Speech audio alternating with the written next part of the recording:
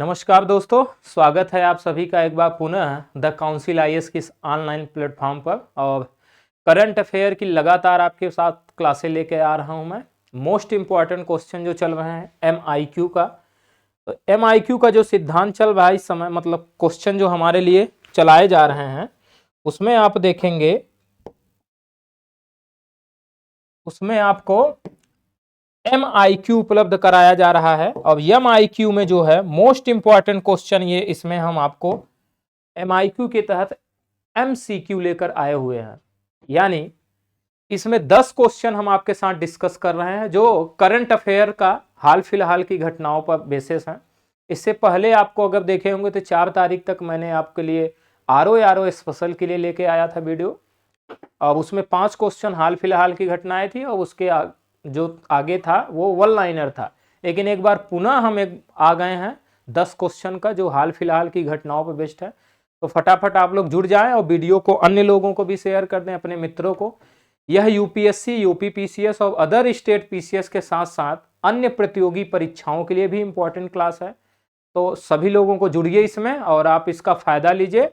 Channel को subscribe करें आप, और इसका पीडीएफ जो है, ये जो हम क्वेश्चन करा रहे हैं इसका पीडीएफ भी आपको टेलीग्राम चैनल से उपलब्ध हो जाएगा, जो हमारे डिस्क्रिप्शन बॉक्स में लिंक दिया हुआ है। वैसे भी आप अगर सर्च करें तो द काउंसिल सिविल सर्विसेज करके आप अगर सर्च करते हैं टेलीग्राम पर तो वो आपको चैनल मिल जाएगा। आप उसको सब्सक्राइब करिए, चैनल में ज्वाइन होइए आप, और वहां से पीडीएफ भी आप प्राप्त कर सकते हैं। तो शुरू करते हैं आज का जो है पहला क्वेश्चन। हमारा जो है पहला क्वेश्चन है कि हाल ही में पेट्रो फियाला को किस देश का प्रधानमंत्री नियुक्त किया गया? तो किसे? पेट्रो फियाला को किस देश का प्रधानमंत्री नियुक्त किया गया है? हमारे ऑप्शन है चेक गणराज्य, यूक्रेन, पोलैंड, स्लोवाकिया। तो इसका जो सही उत्तर है वो चेक गणराज्य है। चेक गणराज्य का प्रधानमंत्री हाल ही में पेट्रो फियाला को नियुक्त किया गया है। तो इसका सही उत्तर क्या होगा? चेक गणराज्य होगा। देखिए आप व्याख्या में, पेट्रो फियाला को चेक गणराज्य का नया प्रधानमंत्री नियुक्त किया गया है। अब अगर पेट्रो फियाला की बात करें तो ये 2012 से 2013 में चेक गणराज्य के शिक्षा मंत्री के रूप में भी कार्यरत थे। तो शिक्षा मंत्री के रूप में भी इन्होंने कार्य किया है 2012 से 13 में। ये 2014 में कंजर्वेटिव सिविक डेमोक्रेटिक पार्टी का नेतृत्व कर रहे हैं। तो ये 2014 से इस पार्टी का नेतृत्व कर रहे हैं, कंजर्वेटिव सिविक डेमोक्रेटिक पार्टी का। अब इसी के तहत ये लोग जो है, इसी पार्टी से इनको प्रधानमंत्री चुना गया है चेक गणराज्य का। चेक गणराज्य अगर आपको पता करना है कहां पे है तो देखिए, आप चेक गणराज्य अगर देखेंगे तो मध्य यूरोपीय क्षेत्र में स्थित है और एक लैंडलॉक देश है। लैंडलॉक देश है यानी जमीनों से घिरा हुआ है। इसके आप समुद्र आपको नहीं दिखाई देगा, ऐसे है जो चारों तरफ से सिर्फ देशों से घिरा हुआ है। इसमें अगर देखा जाए तो इसकी सीमा ऑस्ट्रिया, जर्मनी, पोलैंड और स्लोवाकिया से लगती है। किससे इसकी सीमा साझा होती है ये भी आपको याद रख लेना है। ऑस्ट्रिया, जर्मनी, पोलैंड और स्लोवाकिया। आप अगर मैपिंग का देखते हैं ज्योग्राफी में तो मैपिंग भी बहुत इंपॉर्टेंट होती है, तो वहां से आपको चीजें देखती रहनी है। तो चेक गणराज्य का नया प्रधानमंत्री किसे नियुक्त किया गया है? तो पेट्रो फियाला को। या पेट्रो फियाला को किस देश का नया प्रधानमंत्री चुना गया है? तो चेक गणराज्य का। बढ़ते हैं नेक्स्ट क्वेश्चन की तरफ। हमारा जो दूसरा क्वेश्चन है कि निम्नलिखित में से सीमा सुरक्षा बल यानी बीएसएफ का स्थापना दिवस कब मनाया जाता है? यानी बीएसएफ का स्थापना दिवस पूछा जा रहा है, कब मनाया जाता है? ऑप्शन है हमारे 28 नवंबर, 1 दिसंबर, 3 दिसंबर, 5 दिसंबर। तो इसका सही उत्तर है बी, यानी 1 दिसंबर को बीएसएफ का स्थापना दिवस मनाया जाता है। कब मनाया जाता है? 1 दिसंबर को। इसी 1 दिसंबर को आप देखेंगे तो विश्व एड्स दिवस भी मनाया जाता है। विश्व एड्स दिवस मनाया जाता है। और अगर आप इसी में देखेंगे तो इसी दिन आप नागालैंड दिवस मनाया जाता है। कौन सा दिवस? नागालैंड दिवस मनाया जाता है। तो ये 2 अन्य दिवस भी आपको इसी तरह याद रख लेना है कि इसी दिन मनाया जाता है, 1 दिसंबर को ही। तो चूंकि बीएसएफ पर बात चल रही तो बीएसएफ को आप देखिए, इसके बारे में और भी कुछ जानकारी हम लेते हैं। देखिए, प्रतिवर्ष 1 दिसंबर को सीमा सुरक्षा बल का स्थापना दिवस मनाया जाता है। आपका इसमें आंसर मिल जाता है। लेकिन अगर और भी चीजों को बात करें तो भारत पाकिस्तान के युद्ध के बाद भारतीय सीमाओं की रक्षा करने के लिए जो है 1965 में बीएसएफ की स्थापना की गई थी। कब की गई थी? 1965 में। भारत पाकिस्तान के युद्ध के बाद जो भारत की सीमाएं हैं उसकी सुरक्षा के लिए इसकी की गई थी। अब यह बीएसएफ जो है गृह मंत्रालय के प्रशासनिक नियंत्रण के तहत भारत के 5 केंद्रीय सशस्त्र पुलिस बल होते हैं जो सीएपीएफ होते हैं, उनमें से एक है। यानी सीएपीएफ जो होता है इनमें 5 तरह के अधिकारी होते हैं, 5 तरह की सेनाएं होती है, उसमें से जो है एक है बीएसएफ। और भी 4 अन्य कौन कौन से हैं देखेंगे तो एक है सीआरपीएफ, सीआईएसएफ, आईटीबीपी और एसएसबी है। ये आपको याद रखना। नेक्स्ट देखते हैं, बीएसएफ के जवानों को नक्सल विरोधी अभियानों में भारत पाकिस्तान अंतरराष्ट्रीय सीमा, भारत बांग्लादेश अंतरराष्ट्रीय सीमा और नियंत्रण रेखा यानी एलओसी पर तैनात किया गया है। तो इनको यहां पर तैनात किया गया। अन्य दिवस जैसे मैंने बताया विश्व एड्स दिवस और नागालैंड स्थापना दिवस भी मनाया जाता है 1 दिसंबर को। बढ़ते हैं नेक्स्ट क्वेश्चन की तरफ। तीसरा हमारा क्वेश्चन है कि हाल ही में समाचार पत्रों में उल्लेखित ओमाइक्रोन क्या है? हाल ही में समाचार पत्रों में उल्लेखित ओमाइक्रोन क्या है पूछा जा रहा है। ऐसे भी क्वेश्चन आपको पीटी में देखने को मिलेंगे कि इस तरह से पूछ देता है कि हाल ही में समाचार पत्रों में रहे इस शब्द का मतलब क्या है। आपको उसी रूप में अपने आप को तैयार करना है जिस रूप में आयोग आपसे पूछता है। अब ये तो होना चाहिए ना कि जिस रूप में आपको जिसकी तैयारी कर रहे हैं उसी युद्ध में आपको ढंग से उसी तरह से लड़ना होगा। अगर आप तोप वाले से लड़ाई कर रहे हैं तो चाकू लेके तो लड़ाई नहीं कर सकते, तो उसी सोच के साथ आपको तैयारी करना होगा। तो जिस तरह से वो आयोग पूछता है क्वेश्चन को उसी लैंग्वेज में हम आपको उपलब्ध करा रहे हैं कुछ चीजों को। आप भी ऐसे तैयार करते आप चल सकते हैं। देखिए समाचार पत्रों में उल्लिखित ओमाइक्रोन क्या है? हमारे ऑप्शन क्या है? ऑस्ट्रेलिया का एक सैटेलाइट है मान ली, ए में दिया है। बी में दिया है चावल की एक प्रजाति है। सी में दिया है कि कंप्यूटर वायरस है। और डी दिया है सार्स कोविड-2 वायरस का नया संस्करण है। तो जो है ये है इसका ऑप्शन डी सही है, यानी ये सार्स कोविड-2 वायरस का नया संस्करण है ओमाइक्रोन। हाल ही में जो समाचार पत्रों में रहा, इस समय भी चल रहा है। देखिए इसके बारे में और चीज जानते हैं हम लोग। 29 नवंबर 2021 को विश्व स्वास्थ्य संगठन यानी डब्ल्यूएचओ ने चेतावनी दी है कि सार्स कोविड-2 वायरस का नया संस्करण जिसे ओमाइक्रोन कहा जाता है बहुत अधिक वैश्विक जोखिम रखता है। यानी बहुत ही अधिक वैश्विक जोखिम होगा। जो 2 चरण इसके आए हुए हैं, जिस तरह से तबाही मचाया है उससे ज्यादा तबाही वाला ये ओमाइक्रोन है। देखिए इसमें प्रारंभिक साक्ष्य से पता चला है कि यह अत्यधिक उत्परिवर्तित कोरोना वायरस गंभीर परिणामों के साथ वृद्धि का कारण बन सकता है। गंभीर परिणाम इसके दिख सकते हैं। स्पेन ने ओमाइक्रोन संस्करण के अपने पहले पुष्ट मामले की रिपोर्ट करने वाला नवीनतम देश है। पहली बार इसको स्पेन ने प्रमाणित किया है, या स्पेन ने जो है किसको रिपोर्ट को लाया हुआ है कि हमारे यहाँ पहला संस्करण इसका देखा गया, पहला मरीज हमारे यहाँ इसका पाया गया, तो स्पेन में हुआ है। 26 नवंबर को सार्स कोविड-2 वायरस के विकास पर डब्ल्यूएचओ के तकनीकी सलाहकार समूह ने पैंगोवंस B111-529 को चिंताजनक वेरिएंट घोषित किया और इसे ओमाइक्रोन का नाम दिया। इसी चीज को जो है कि नाम दे दिया गया ओमाइक्रोन का। एक वेरिएंट है कोविड-19 का, सार्स जो है कोविड-2 का, उसका एक वेरिएंट है। ये आपको याद रखना है। बढ़ते हैं नेक्स्ट क्वेश्चन की तरफ। चौथा क्वेश्चन हमारा है कि दुनिया का सबसे ऊंचा रेल ब्रिज पियर कहां बनाया जा रहा है? यानी दुनिया का सबसे ऊंचा रेल ब्रिज, आप शब्दों को भी ध्यान रखिएगा, पियर कहां बनाया जा रहा है? ऑप्शन है मणिपुर में, आंध्र प्रदेश में, मोंटेनेग्रो में, बीजिंग में। तो ये बनाया जा रहा है मणिपुर में। अगर देश पूछ लिया जाए तो आपको भारत लगा देना है। देखिए आप इनकी व्याख्या। दुनिया का सबसे ऊंचा रेल ब्रिज पियर भारत के उत्तर पूर्वी राज्य मणिपुर में बनाया जा रहा है। इस पुल का निर्माण भारतीय रेलवे द्वारा मणिपुर के नौनी वैली में किया जा रहा है। किसके द्वारा बनाया जा रहा है ये भी आपको याद रखना है। तो ये भारतीय रेलवे द्वारा बनाया जा रहा है और मणिपुर के नौनी वैली में किया जा रहा है। अब इस ब्रिज की जो ऊंचाई है 141 मीटर है। कितना? 141 मीटर है। अब यह जो पियर ब्रिज है यह माला रिजेका वायडस्ट जो मोंटेनेग्रो यूरोप में स्थित है का रिकॉर्ड तोड़ेगा। यानी रिकॉर्ड किसका तोड़ने वाला है? तो माला रिजेका वायडस्ट का रिकॉर्ड तोड़ने वाला है। अब ये कहां पे है? मोंटेनेग्रो यूरोप में है। फिर देखिए इस पियर ब्रिज 111 किलोमीटर लंबी जिरीबाम इम्फाल रेलवे लाइन का हिस्सा है और इस पुल के दिसंबर 2023 तक पूरा होने की संभावना है। यानी ये पुल बनकर तैयार हो जाएगा, ये ब्रिज बनने जो है तो दिसंबर 2023 तक ये पुल बनकर तैयार हो जाएगा। नेक्स्ट क्वेश्चन हम बढ़ते हैं। 5 नंबर हमारा क्वेश्चन है कि निकट अतीत में चर्चित आयुष आपके द्वार अभियान के संदर्भ में निम्नलिखित कथनों पर विचार कीजिए। तो आयुष आपके द्वार अभियान के संदर्भ में आपको निम्नलिखित कथनों पर विचार करना है।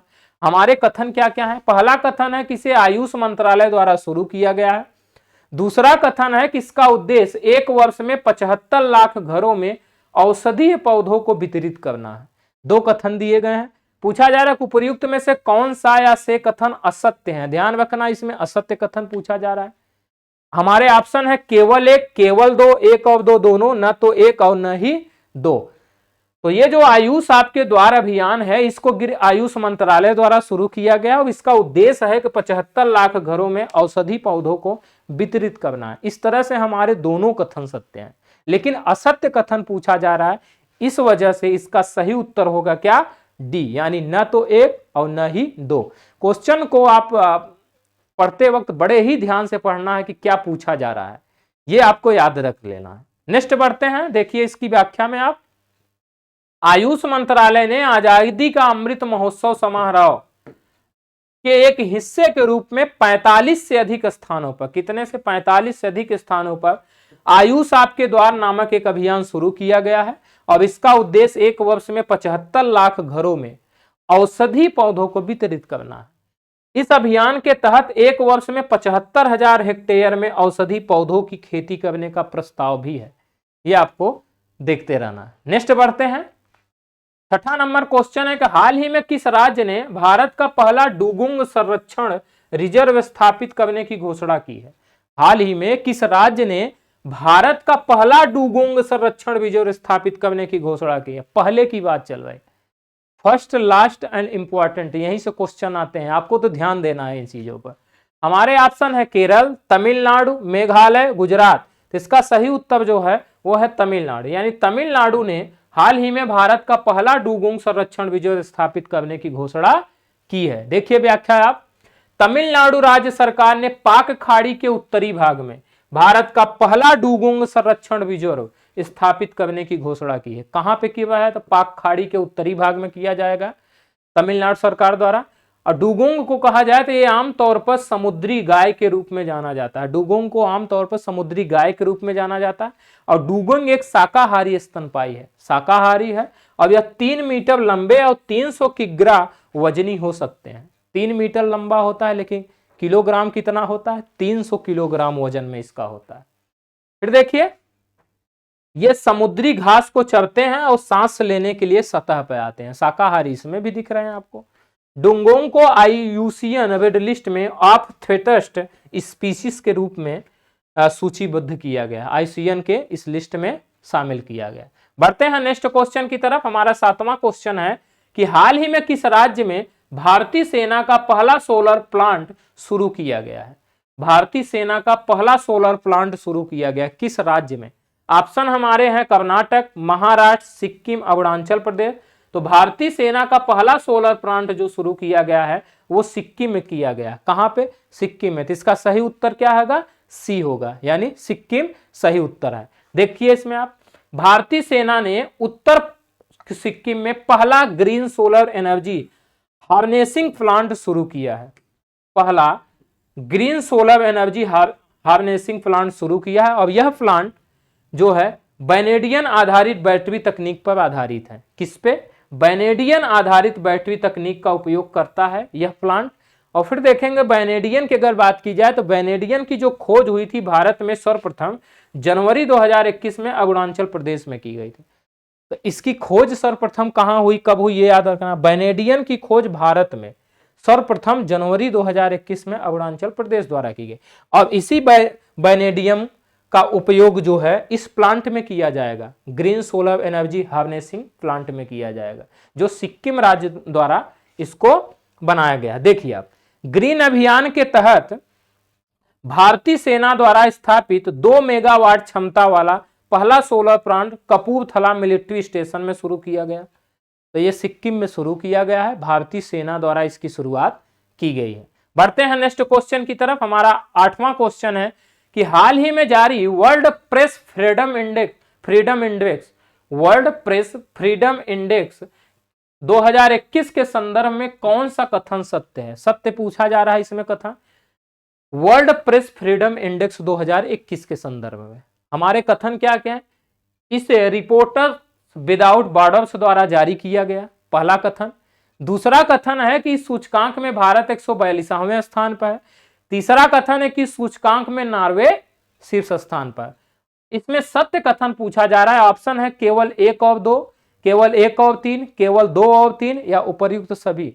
इसका सही जो उत्तर है वो डी है, यानी उपर्युक्त सभी सही है। इसमें ये जो वर्ल्ड प्रेस फ्रीडम इंडेक्स 2021 है, इसे रिपोर्टर्स विदाउट बॉर्डर्स द्वारा जारी किया गया और इसमें 2021 में भारत 142वें स्थान पर है। कौन से? 142वें स्थान पर। अब इस सूचकांक में नॉर्वे शीर्ष स्थान पर है, यानी प्रेस में कौन सा देश सबसे स्वतंत्रता अधिक देता है, उस मामले की बात चल रही। अगर देखा जाए 2020 में भारत किस स्थान पे था, तो 2020 में भी भारत 142वें स्थान पर था और 2021 में भी मतलब इसी स्थान पे है। कभी कभी पीछे का भी रिपोर्ट पूछ लेता है, तो आपको वो भी याद रखना है। देखिए व्याख्या, फ्रांस स्थित रिपोर्टर्स विदाउट बॉर्डर्स, कभी कभी ये पूछ लिया जाता है कि ये जो वर्ल्ड प्रेस फ्रीडम रिपोर्ट है इसको कौन जारी किया है। आप तो नजर लगा दिया कि रिपोर्टर्स विदाउट बॉर्डर्स ये कहाँ स्थित है, ये भी अगर आपसे पूछा जाए तो फ्रांस में स्थित है। दुनिया के 180 देशों की, कितने देशों के? 180 देशों की world press freedom index report 2021 जारी की गई। 180 देशों को इसमें शामिल किया गया। अब इस सूचकांक में जहां यूरोपीय देश नॉर्वे शीर्ष स्थान पर है, वहीं अफ्रीकी देश अगर देखेंगे इरिट्रिया अंतिम 180वें स्थान पर है। तो यूरोप में का जो देश है नॉर्वे वो शीर्ष स्थान पर प्रथम पर है और इरिट्रिया अंतिम स्थान पर है, यानी 180वें स्थान पर है। और इरिट्रिया अफ्रीकी देश है, यानी अफ्रीका महाद्वीप का एक देश है। इसमें फिनलैंड दूसरे स्थान पर और डेनमार्क तीसरे स्थान पर। वहीं भारत की बात की जाए तो 46.56 स्कोर के साथ भारत 142वें स्थान पर है और 2020 में भी भारत की रैंकिंग 142वीं ही थी। ओके, आगे बढ़ते हैं। 9th number question, Uttar Pradesh budget 2021-22 का आकार कितना है? उत्तर प्रदेश बजट पूछा जा रहा है, 2021-22 का बजट, यानी जो वर्तमान बजट चल रहा है उत्तर प्रदेश का, इसका आकार कितना है? तो इसका जो आकार है ए इसमें सही है, यानी 5,50,02,70.78 करोड़ रुपए, ये आपका सही उत्तर है। देखते हैं इसकी व्याख्या। 22 फरवरी 2021 को, कब? 22 फरवरी 2021 को उत्तर प्रदेश के वित्त मंत्री सुरेश खन्ना ने वित्तीय वर्ष 2021-22 का राज्य बजट विधानसभा में प्रस्तुत किया। यह बजट देश का पहला पेपरलेस डिजिटल बजट था। पेपरलेस डिजिटल बजट था, जो राज्य के इतिहास का सबसे बड़ा बजट है। राज्य के इतिहास का सबसे बड़ा बजट होने के साथ साथ यह पेपरलेस बजट था। देख रहे हैं, पहला पेपरलेस डिजिटल बजट था, यह इंपॉर्टेंट है। प्रस्तुत बजट का आकार 5,50,270 करोड़ 78 लाख रुपए है। इस बजट का केंद्र बिंदु प्रदेश के समग्र एवं समावेशी विकास द्वारा प्रदेश के विभिन्न वर्गों का स्वावलंबन से सशक्तिकरण करना, अच्छे से इनका सशक्तिकरण हो सके देश के उत्तर प्रदेश का, इस उद्देश्य से इसको इतना बड़ा भी घोषित किया गया है। नेक्स्ट क्वेश्चन बढ़ते हैं। हमारा जो 10वां क्वेश्चन है, आज का अंतिम क्वेश्चन है। इस क्वेश्चन में पूछा जा रहा है हाल ही में जारी बी कमिंग पुस्तक के लेखक कौन है? तो इस पुस्तक का लेखक पूछा जा रहा है कि बी कमिंग पुस्तक के लेखक कौन है? ऑप्शन है अरुंधति राय, मिशेल ओबामा, संजय बारू, कृष्णा सोबती। तो बी कमिंग लेखक के पुस्तक के जो लेखक हैं वो मिशेल ओबामा है। इसका सही उत्तर क्या होगा? बी होगा। देखिए इसकी व्याख्या, आप एक तरफ आपको लेखक दिया हुआ, एक तरफ पुस्तक। तो मिशेल ओबामा जो ऑप्शन में है उनकी पुस्तक का नाम क्या है? बी कमिंग, और इसका सही उत्तर है यही। दूसरा देखेंगे संजय बारू की जो पुस्तक है द एक्सीडेंटल प्राइम मिनिस्टर है। क्या है? द एक्सीडेंटल प्राइम मिनिस्टर इनकी पुस्तक है संजय बारू की। अरुंधति राय की पुस्तक का नाम है the doctor and the saint, the doctor and the saint. और कृष्णा सोबती के पुस्तक के जो लेख हैं वो है the Gujarat here a Gujarat there. इस तरह से आज के ये प्रश्न हुए आपको 10 क्वेश्चन। मैं आपको बार बार कह रहा हूं कि ये मोस्ट इंपॉर्टेंट सीरीज चल रही है, आपके आने वाले पेपरों में ये बहुत ही इंपॉर्टेंट होने वाला है। आप लोग इसमें जुड़िए, अपने मित्रों को जोड़िए। और हमारे यहाँ अब आप RO का पेपर देकर के फ्री हो गए होंगे। अब जो लोग सिविल सर्विसेज की तैयारी में लगना चाह रहे हैं बेहतर ढंग से, वो लोग हमारे संस्थान में ऑफलाइन बैच स्टार्ट हो गया है। आप लोग आइए, जुड़िए। जिस लिए हमारी संस्थान जानी गई है वो सारी चीज़ें उपलब्ध कराई जा रही, विषय विशेषज्ञों द्वारा आपका मार्गदर्शन किया जाएगा। एक बैच स्टार्ट हो गया, आप आ जाइए उसमें। और प्लीज़ इस वीडियो को शेयर भी कर दें और लोगों को भी जोड़ते जाइए ताकि और भी लोगों को फ़ायदा हो सके। और इसको देखते जाइए, आपका PDF आपको उपलब्ध होती जाएगी, आप उसको तैयार करते जाइए। अब आप अपने लक्ष्य को प्राप्त करें, आप देश की सेवा कर सकें, ऐसा आपको सौभाग्य मिले। मिलते हैं फिर नेक्स्ट में। Thank you.